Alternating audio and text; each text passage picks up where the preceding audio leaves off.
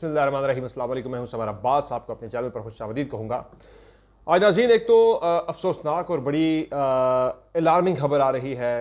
Bishkek Kyrgyzstan से, जहाँ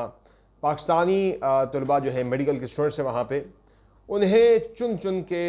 उन पर अटैक किया जा रहा है। अब तक की इतलात के मुताबिक 3 पाकिस्तानी वहाँ पे कत्ल हो चुके हैं मुख्तलिफ फसादात के अंदर। ये वाक़या क्या है और क्यों शुरू हुआ, इस पर बात करेंगे। इस वीडियो के अंदर आपसे तफसीलात शेयर करेंगे।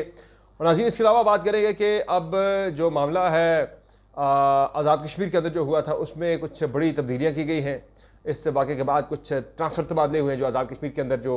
वाक़यात हुए थे। और फिर जनाब खान साहब के बारे से मैं कुछ अहम खबरें आपसे शेयर करूँगा कि आने वाले दिनों में पाकिस्तान का मुमकिन सियासी मंजरनामा क्या बनेगा, इस पर भी डिटेल्स आपसे शेयर करेंगे। आपसे रिक्वेस्ट है कि आपने अब तक अगर चैनल को सब्सक्राइब नहीं किया हुआ, चैनल को सब्सक्राइब जरूर कर लें। वीडियो आपको पसंद है तो लाइक और शेयर करें और बेल आइकन प्रेस करना ना भूलें। सबसे पहले ज़रा बात करते हैं किर्गिज़स्तान की, कि किर्गिज़स्तान में जो किर्गिज़स्तान का दारुल हुकूमत है बिश्केक,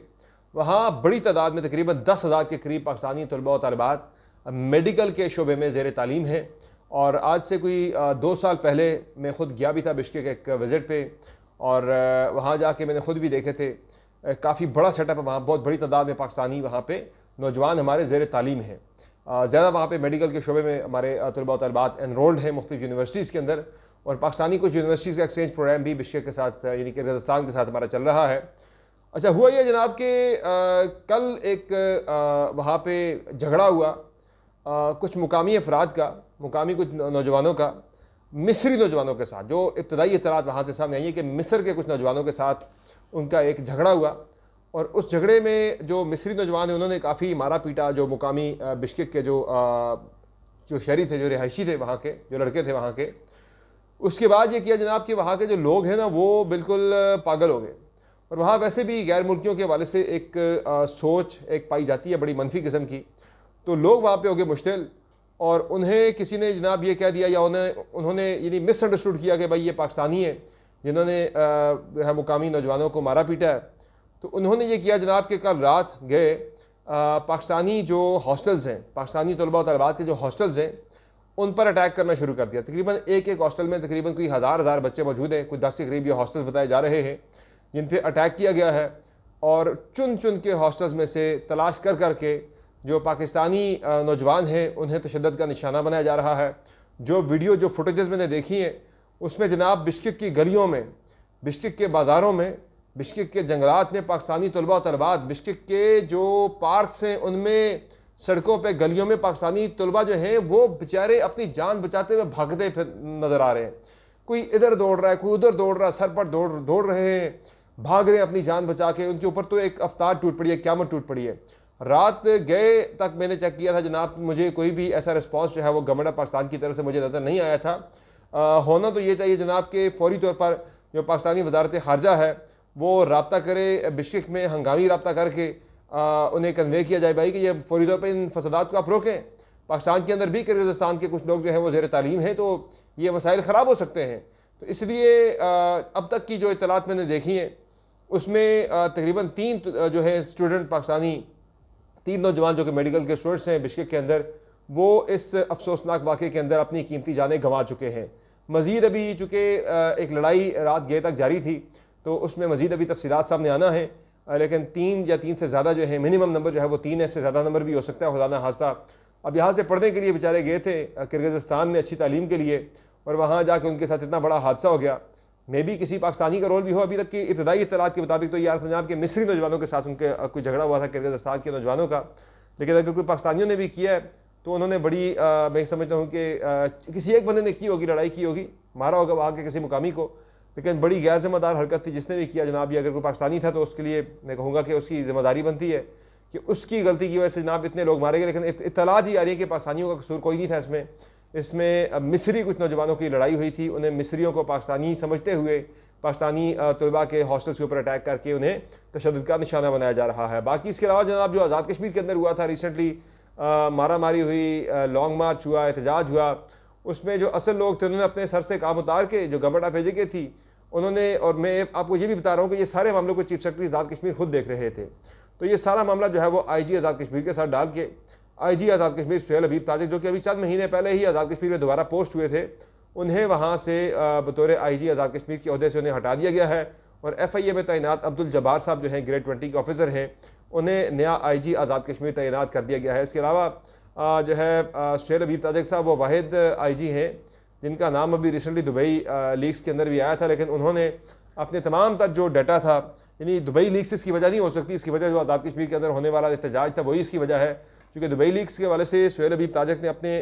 ट्विटर के ऊपर और बाकी अपने सोशल मीडिया के ऊपर तमाम तक जो डिटेल्स थी उनकी प्रॉपर्टी की परचेजिंग की, और वो UN में कहते हैं मैं तैनात रहा, वहाँ $10,000 मेरी सैलरी थी, मैंने वो पैसे जो हैं जोड़ जोड़ के मैंने ये प्रॉपर्टी परचेज़ की थी दुबई के अंदर। तो वो कह रहे हैं कोई इसमें रॉन्ग डूइंग नहीं है, उन्होंने अपनी सारी तफसीलात गोशवारों की डिटेल सारी शो कर दी थी, तो उसमें कोई ऐसी चीज़ नज़र नहीं आ रही, वजह वो मुमकिन नज़र नहीं आ रही उन्हें हटाए जाने के लिए। आज़ाद कश्मीर के अंदर ही जो फसादात थे वो ये इसकी वजह बुनियादी तौर पर नज़र आ रही है। अच्छा, इसके अलावा सियासी अगर हम बात करें जनाब, तो एक तरफ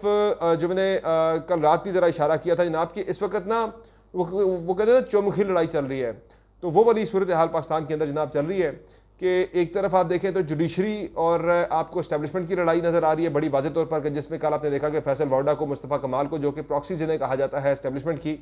उन्हें सुप्रीम कोर्ट ऑफ पाकिस्तान ने शोकाज नोटिस भी जारी कर दिया। दीगर कुछ लोगों की प्रेस कॉन्फ्रेंसेस भी हुई है, उनके बारे में अभी कोई पॉलिसी जो है वो सामने नहीं आई। जब ये केस की समाअत चलेगी 5 जून को ये समाअत होनी है दोबारा से,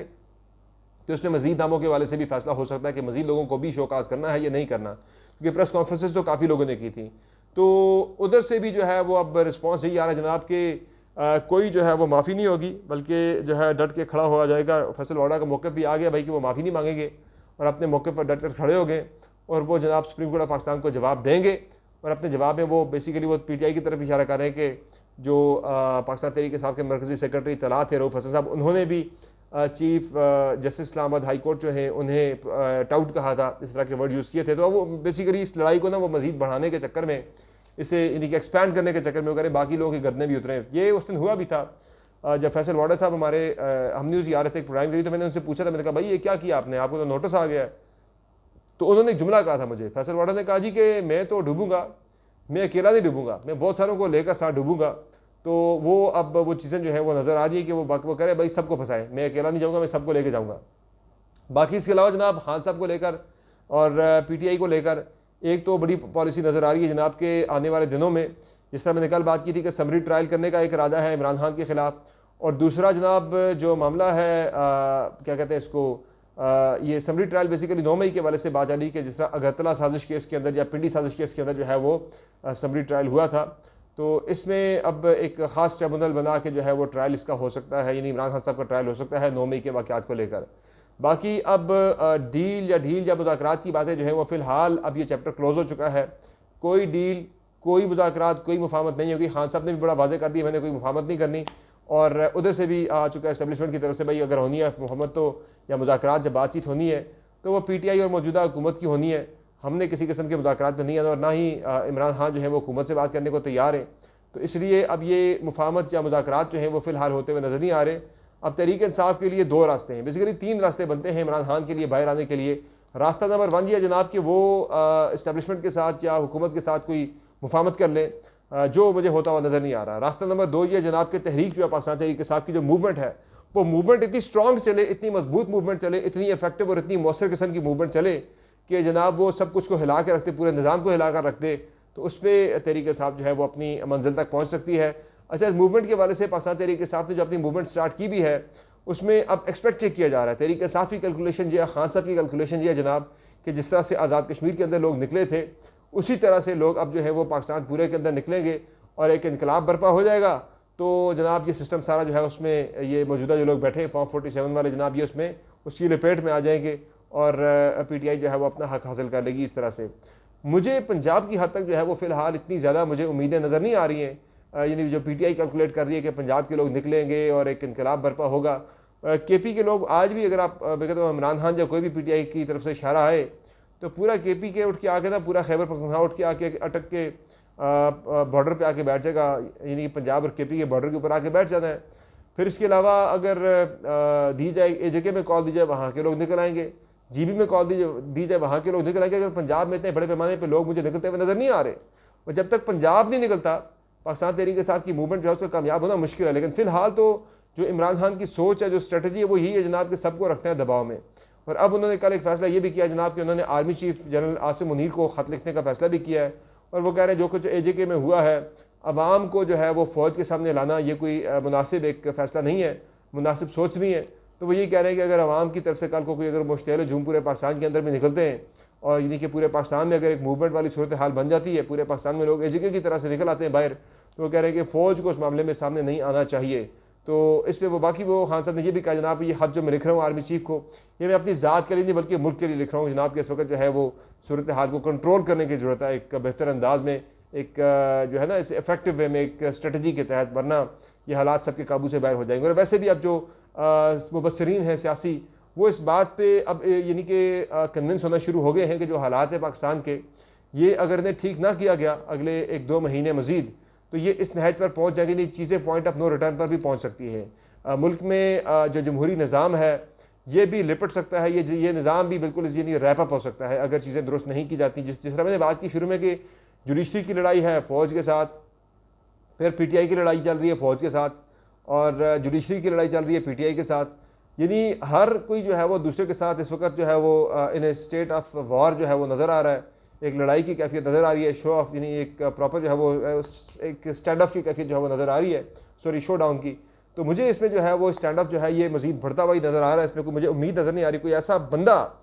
ऐसा बंदा ना जो सबको लेकर बैठे, सबकी आपस में कोई जो है ना वो मुफाहमत करवाए, 2-2 कदम सबको पीछे करवाए, ऐसा बंदा फिलहाल को नज़र नहीं आ रहा कि जिसके ऊपर सबका इत्तफाक हो और उसके पीछे जनाब सारे लग जाएँ और उसकी बात पर सारे कन्विंस एग्री हो भी जाएँ। एक इस वक्त जो है वो कोशिश हो रही है महमूद अचकज़ई की तरफ से, जो कि इस वक्त बहाली आइन तहरीक जो है PTI ने शुरू की है, उसके सरबराह भी हैं। महमूद अचकज़ई के बहुत अच्छे ताल्लुकात हैं मियां नवाज शरीफ के साथ, और आजकल महमूद अचकज़ई जो है वो तहरीक इंसाफ के साथ भी बड़े अच्छे ताल्लुकात, he enjoys very good relationship with PTI as well. तो वो मेरी जो इन्फॉर्मेशन है, जो मेरे पास इत्तलात है, वो ये कि महमूद अचकज़ई जो है वो भरपूर कोशिश कर रहे हैं इस वक्त कि मियां नवाज शरीफ को कम अज़ कम जो है वो नून लीग की तरफ से मियां नवाज शरीफ को तोड़ लिया जाए, तोड़ इन सेंस कि भाई उन्हें कन्विंस कर लिया जाए कि वो PTI को इंगेज करें मुज़ाकरात के लिए, और मामलात को पॉइंट ऑफ नो रिटर्न पर जाने से पहले रोक लिया जाए। उधर से वो तहरीक इंसाफ को भी कन्विंस कर रहे हैं भाई बातचीत मुज़ाकरात जो हैं यही मसलों का हल है, इन्हीं से मसले सारे हल होने। तो इधर भी वो लगे हुए, तो वो जिस एक कैटलिस्ट का रोल प्ले कर रहे हैं PTI और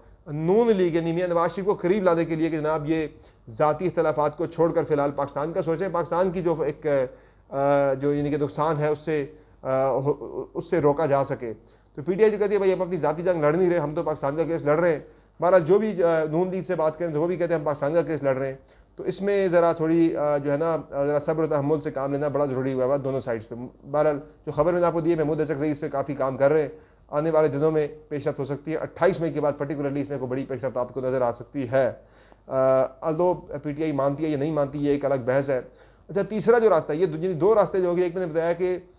अवाम निकल आए बड़े पैमाने पर पूरे पाकिस्तान के अंदर, उससे तरीके से आपके अहदाफ हासिल हो सकते हैं। दूसरा जनाब यह कि मुफाहमत हो जाए। फिलहाल दोनों चीज़ें जो है वो इतनी ज़्यादा नज़र नहीं आ रही कारगर होती हुई। तीसरा जनाब जो मामला है वो ये है कि जो जुडिशरी है, अदालतों से इमरान खान को जो है वो इंसाफ मिले और वो तमाम केसेस में जनाब भरी हो जाएँ और बाहर आ जाएँ, तो वो चीज़ भी फ़िलहाल मुझे नज़र नहीं आ रही। क्योंकि एक तरफ आप देखें ना, ये जो टेरियन वाइट केस है वो भी इमरान खान के खिलाफ खोल दिया गया है 21 मई को। ये केस साल पहले बंद हुआ था और 3 रुकनी बेंच जो था इस्लामाबाद हाई कोर्ट का, उन 3 में से 2 जजेस ने लिख के अपना नोट जो है वो वेबसाइट पर डाल दिया था कि जनाब ये केस मेंटेनेबल नहीं है, ये केस बनता ही नहीं है इमरान खान के ख़िलाफ़, ये काबिल समाअत नहीं है। तो बाद आमिर फ़ारूक साहब जो कि chief justice Islamabad high court के, उन्होंने ये केस जो है वो